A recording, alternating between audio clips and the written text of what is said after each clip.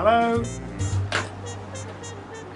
Try telling anybody under the age of about 40 that this is how we used to make even important business calls and they won't believe you. The mobile phone has completely revolutionised communications, but it's a very different kind of device from the sort of thing we expected to be using in the 21st century. Science fiction books and films convinced us for decades that video phones, along with those flying cars and food pills, would be the future. But although video keeps nearly taking off, it's had a pretty miserable history. People just love sound-only calls. But whether it's down to the ever-improving technology or to the expectations of the YouTube generation, there are serious signs of life again in video calling. Skype don't break down what proportion of the 207 billion minutes of calls they carried last year are video minutes. But all the indications are that it's video that makes it dear to the heart of its 663 million subscribers. Hello? Skype's, now Microsoft's, problem is that only 1% of its customers pay for its Skype Out facility for calling regular phone numbers. So why do analysts believe video calling has finally reached its critical mass? I think video has always had the promise of delivering better, richer communication. 60% of human communication is nonverbal. But what we've seen is the technology has finally developed to the point where it's able to deliver that value. And how is business using video? What kind of examples have you come across? Point-to-point video, like what we're doing right here. Executives in particular, when they're giving direction, when they want to see if somebody's truly accepting that direction, understands the strategy, they actually prefer video. Henry, how do you see Microsoft monetizing Skype? One of them is connections like what we've got right now, integrating those into their Office Communicator family of products.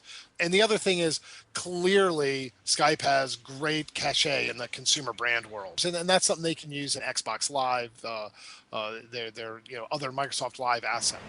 Anyone who uses video calling knows it's prone to terrible dropouts all the time, both of the audio and the video. Now, this is actually due to our internet connections rather than the software itself, but they're very, very annoying all the same. But the big question is, what value does video really add to a conversation? What do you do, for example, if someone calls and you or someone close to you is in their underwear? Do you take the call regardless? Do you ignore the call? Or do you take it and turn the camera off and have everybody think, I wonder why he turned the camera off? Skype's popularity may have a lot to do with it being free. You don't even have to buy a dedicated device as you do with FaceTime, which is for Apple products only. Tom Dunmore, the founder-editor of Stuff magazine, is less confident that video calling is the future.